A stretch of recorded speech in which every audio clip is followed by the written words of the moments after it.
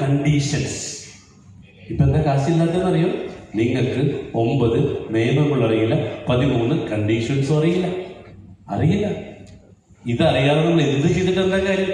പണം വന്നാൽ തന്നെ കൂടെ നിൽക്കില്ല. പിന്നെ എന്തിനാ പണം ഉണ്ടാക്കണം? പിന്നാണ് ഇത് പഠിക്കാതെ നിങ്ങൾ പഠിപ്പ് കൊണ്ടാതെ ശരിയല്ലേ? ചെയ്യുന്നതൊക്കെ തെറ്റാ, എന്തിനാ പിന്നെ അല്ലേ? അപ്പൊ അതിന് പറയുന്നത് മണി കണ്ടീഷനിൽ പറയുന്ന ഒരു കാര്യമാണ്. മണി കണ്ടീഷനിൽ വെൽ തോട്ട് അട്രാക്ട് വെൽ. സമ്പത്തിനെ കുറിച്ചുള്ള ചിന്തകൾ സമ്പത്തിനെ ആകർഷിക്കുന്നു. ക്ലിയറായ? Wealth thought attract wealth. ഇത് ചിന്തിച്ച് ഇത് മാത്രം മനസ്സിൽ വെച്ച് നടന്നാലേ കാശ് നമ്മുടെ കൂടെ വരൂ. ഇപ്പൊ നമ്മുടെ ചിന്തയിൽ എന്താ?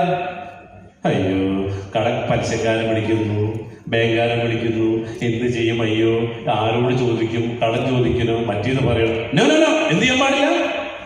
നോ അല്ലെ? അവിടെ ചിന്തയിൽ എന്ത് പാടുന്നു? സമ്പത്തിനെ കുറിച്ചുള്ള ചിന്തകൾ. ഈ സമ്പത്തിനെ കുറിച്ച് എപ്പോഴും ചിന്തിച്ചുകൊണ്ടിരുന്നാലേ ഇവൻ നമ്മുടെ കൂടെ വരൂ. ഇനി വന്നെങ്കിലും ഇവൻ നമ്മളെ വിട്ടു പോകാതിരിക്കണമെങ്കിൽ ഇവനെ കുറിച്ച് ചിന്തിക്കണം. ഓക്കെ, അപ്പൊ അതായിരിക്കും നമ്മുടെ ചിന്ത. രാവിലെ എഴുന്നേൽക്കുമ്പോൾ ഈ ചിന്തയിൽ വേണം. അപ്പൊ രാവിലെ 5 മണി അല്ലെങ്കിൽ 6 മണിക്ക് അലാം വെച്ചു, അലാം കേട്ടു. അലാം കേട്ടിട്ട് നമ്മൾ അലാം ഓഫാക്കി കിടക്കുന്നു. അപ്പൊ നമ്മൾ പഠിച്ചു, നമ്മുടെ അലാം ഓഫാക്കുന്നതാരാ? നമ്മുടെ ഉള്ളിലുള്ള ലോവർ സെൽഫ് അഥവാ ചെകുത്താൻ. അപ്പൊ നിങ്ങൾക്ക് ചെകുത്താന്റെ അംശം നിങ്ങളുടെ ശരീരത്തിൽ ഉണ്ടോ എന്ന് അറിയണമെങ്കിൽ 2 കാര്യങ്ങൾ ഇപ്പൊ നടക്കും. ഇപ്പൊ ഉച്ചയ്ക്ക് ഭക്ഷണം കഴിച്ചിട്ട് നിങ്ങൾ ഉറങ്ങുന്നുണ്ടെങ്കിൽ നിങ്ങൾ 80% ചെകുത്താന്റെ പിടിയില്ല.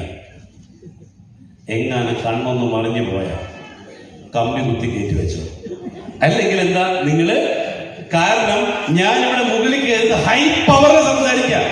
ഈ സംസാരത്തെ മറികടന്നുകൊണ്ട് നിങ്ങൾ ഒരുത്തർ ഉറക്കുകയാണെങ്കിൽ ഒരു കാലത്ത് രക്ഷപ്പെടില്ല. കാരണം ചെകുത്താൻ നിങ്ങളെ കീഴ്പ്പെടുത്തിക്കണം. ഓക്കെ, അപ്പൊ അത്രയും പവറിൽ വെക്കുമ്പോൾ ഈ ഹോൾ മൊത്തം പോസിറ്റീവ് എനർജിയാ. അപ്പൊ ഇത്രയും ഞാൻ സംസാരിക്കുകയും ചെയ്തിട്ടും ഉറങ്ങുന്നുണ്ടെങ്കിൽ ആരാ? ചെകുത്താൻ അല്ലെ? അവിടെ നമ്മളെ ഉറക്കാതിരിക്കുന്നത് ആരാ? ദൈവം അല്ലെ? നമ്മുടെ ഉള്ളിൽ ദൈവമുണ്ട്, നമ്മുടെ ഉള്ളിൽ പിശാചുണ്ട്. ഇന്നത്തെ നമ്മുടെ അവസ്ഥയ്ക്ക് ആരെന്നറിയും? ദൈവത്തിന്റെ അംശം എല്ലാവരുടെ ശരീരത്തിലും 20, ചെകുത്താന്റെ അംശം 80 ആണ്.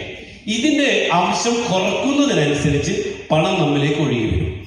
ഓക്കെ, ഇപ്പൊ 30 ചെകുത്താൻ മേഡം, 30 ചെകുത്താൻ ഇവിടെ 70 ദൈവമായി കഴിഞ്ഞാലോ നേരെ ഓപ്പോസിറ്റ്. എന്നെ കഴിഞ്ഞ 20